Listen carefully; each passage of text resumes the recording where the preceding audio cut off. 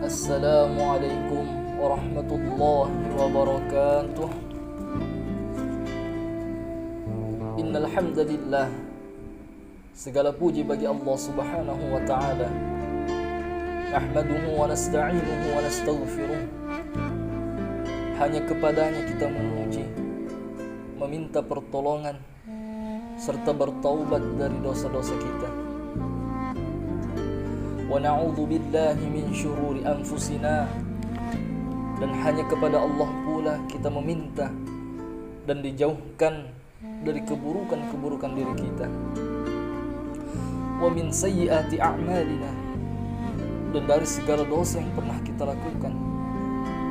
Ayyahdillahu fala mudhillalah, barang siapa yang Allah berikan petunjuk maka tidak akan pernah sesat selamanya. Wa may yudlilhu fala hadiyalah, dan barang siapa yang Allah sesatkan maka tidak akan mendapatkan petunjuk selamanya. Asyhadu an la ilaha illallah wahdahu la syarikalah, wa asyhadu anna Muhammadan abduhu wa rasuluh.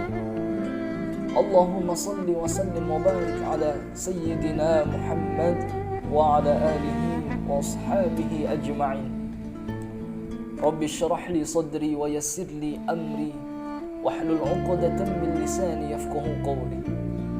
Qalu subhanaka la 'ilma lana illa ma 'allamtana innaka antal 'alimul hakim. Amma ba'd. Kaum muslimin dan muslimah yang insyaallah dirahmati Allah Subhanahu wa taala. Dalam kesempatan ini dan waktu yang penuh barokah ini, marilah kita sama-sama panjatkan puji syukur kita ke hadirat Allah Subhanahu wa taala atas segala nikmat dan karunia yang diberikan kepada kita. Karena dengan nikmatnya, yaitu nikmat iman tentunya, nikmat kesehatan, dan yang paling utama adalah nikmat kehidupan.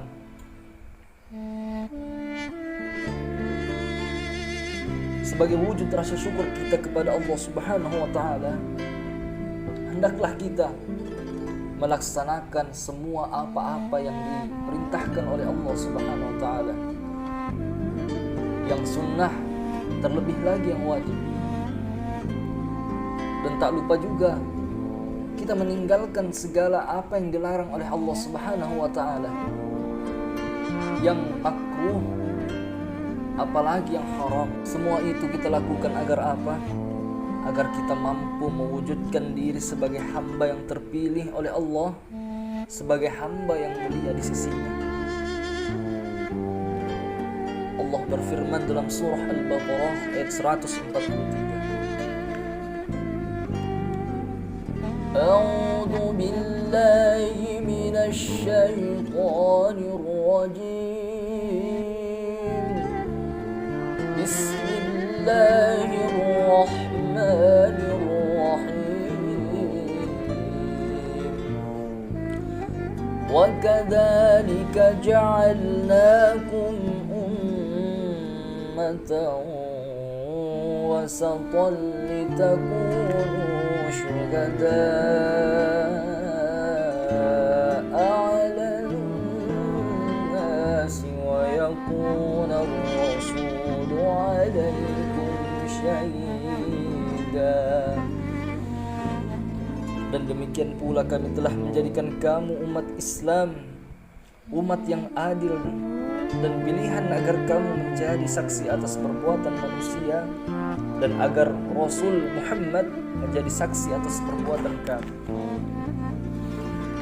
Kata al-wasat dalam bahasa Arab bisa bermakna keadilan, kebaikan, dan pertengahan antara dua ujung. Walaupun ayat tersebut terkesan berbicara dalam konteks kehidupan di akhirat, tetapi banyak para ulama seperti Ibnu Jarir, Yusuf Qardawi, Quraisy Shihab, dan beberapa ulama kontemporer saat ini memberi makna ummatan wasatan, adalah umat yang adil, baik, tengahan, dan seimbang atau moderat dalam konteks kehidupan di dunia. Mengingat adanya beberapa ayat Al-Quran dan sabda Nabi Muhammad SAW yang mendorong kepada kita untuk bersikap adil dan moderat dalam konteks kehidupan di dunia ini, yaitu seperti yang Allah firmankan dalam Quran surah Al-Ma'idah ayat 8, yang artinya, janganlah sekali-kali kebencianmu terhadap suatu kaum mendorong kamu untuk berlaku tidak adil.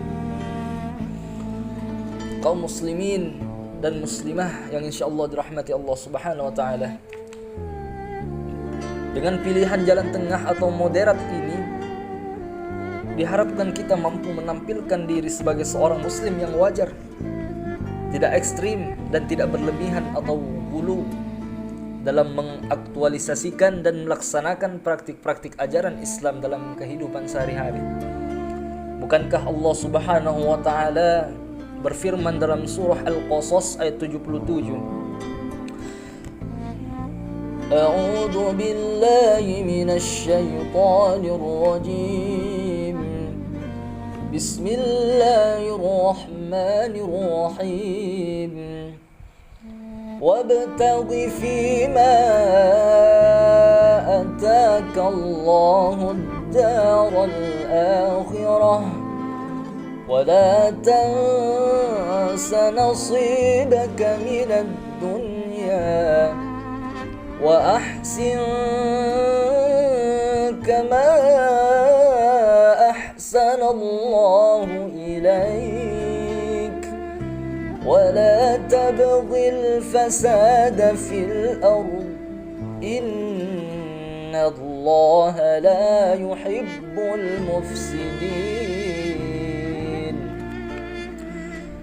Yang artinya, dan carilah pada apa yang telah dianugerahkan Allah kepadamu, kebahagiaan negeri akhirat, dan janganlah kamu melupakan bahagian dari kenikmatan duniawi, dan berbuat baiklah kepada orang lain sebagaimana Allah telah berbuat baik kepadamu, dan janganlah kamu berbuat kerusakan di muka bumi. Sesungguhnya Allah tidak menyukai orang-orang yang berbuat kerusakan. Al-Qasas ayat 77. Dengan ayat ini, Islam benar-benar mengajarkan kepada kita tentang bagaimana seharusnya kita bersikap dalam menghadapi dua faham yang sangat ekstrim, antara faham materialisme, yaitu serba materi, dan faham spiritualisme atau serba ukhrawi,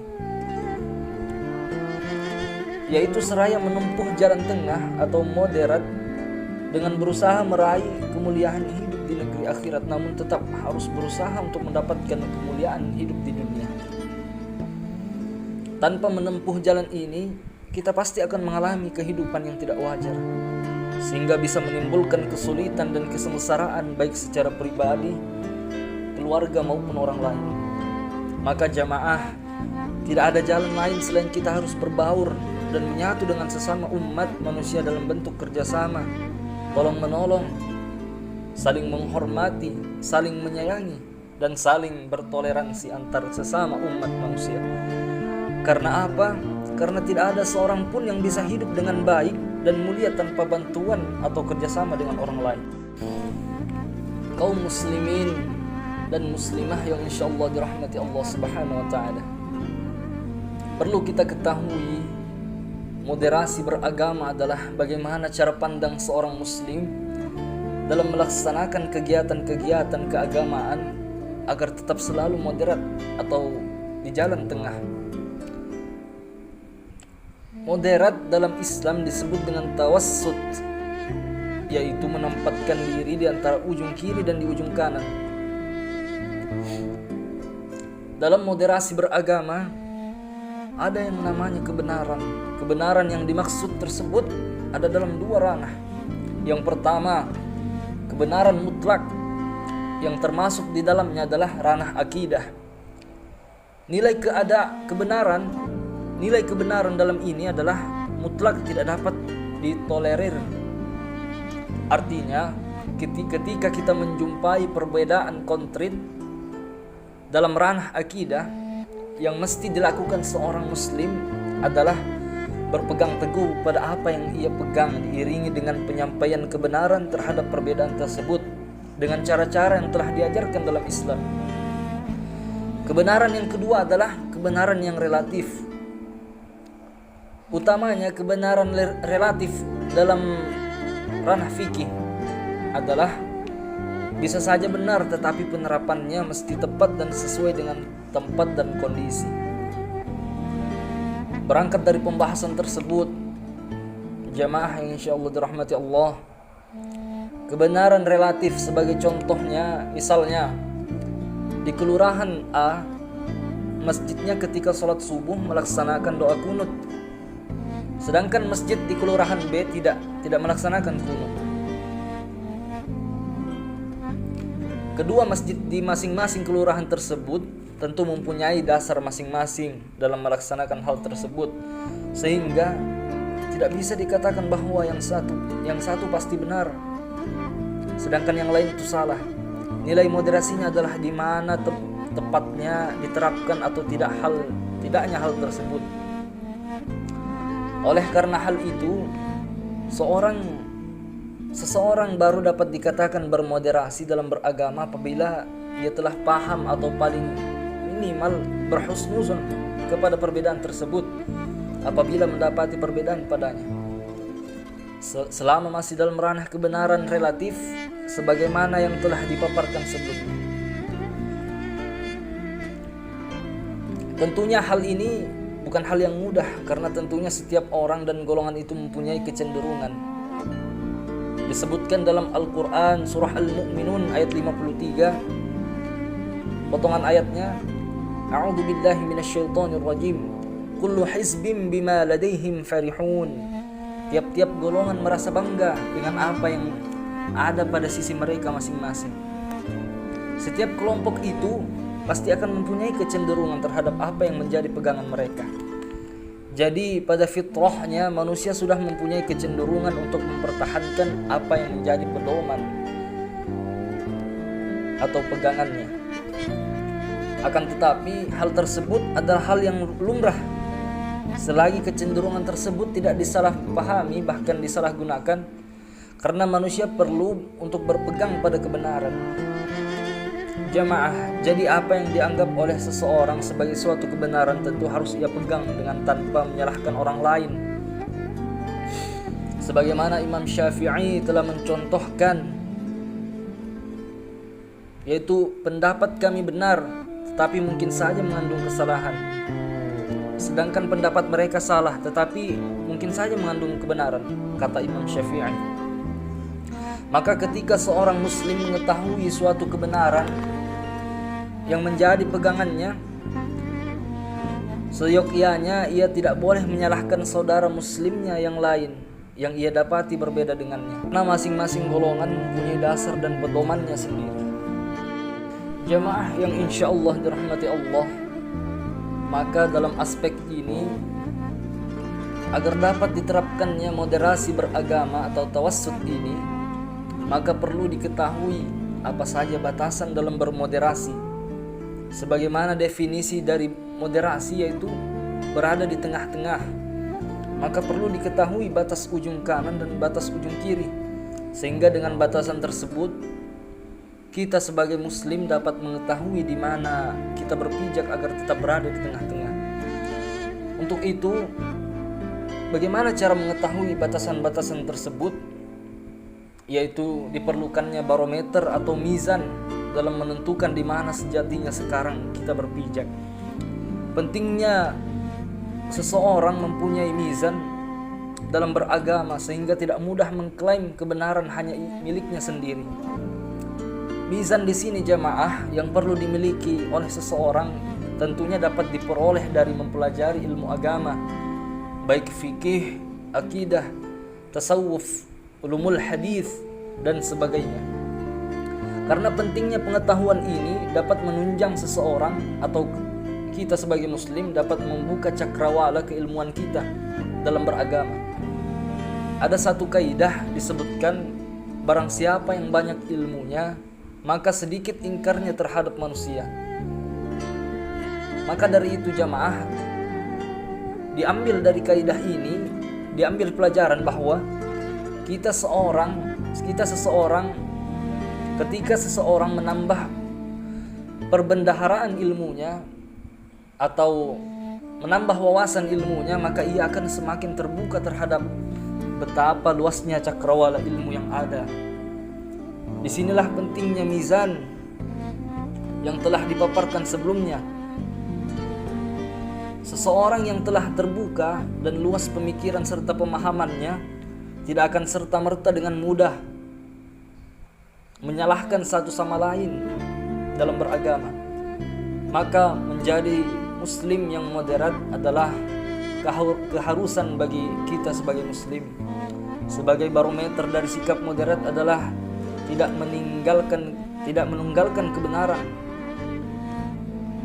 Dengan sikap moderat ini jemaah, akan terciptanya kedamaian bagi kita seorang muslim dan di ruang lingkup masyarakat. Ketika tidak tercerminnya kedamaian tersebut dari diri seseorang, maka bukan agamanya yang salah, tetapi caranya dalam beragama ada yang salah. Karena visi dan misi dari Islam adalah menyebarkan kedamaian sebagai rahmatan lil alamin. Mungkin itu saja yang dapat saya sampaikan jemaah. Kurang dan lebihnya mohon dimaafkan. Kita berdoa sama-sama kepada Allah Subhanahu wa taala. Mudah-mudahan Allah Subhanahu wa taala senantiasa memberikan barokah dan rahmat-Nya kepada kita semua. Dan yang paling penting adalah kita mendapatkan ampunan-Nya. Dan juga kita berdoa kepada Allah agar kita terhindar dari golongan orang-orang yang ekstrim, apalagi di zaman sekarang. Untuk itu jamaah, marilah kita senantiasa meningkatkan ketakwaan kita dengan mempelajari ilmu-ilmu agama atau mendengarkan ceramah atau guru kita. Insyaallah bisa menjadi petunjuk bagi kita. Kurang dan lebihnya mohon dimaafkan. Assalamualaikum warahmatullahi wabarakatuh.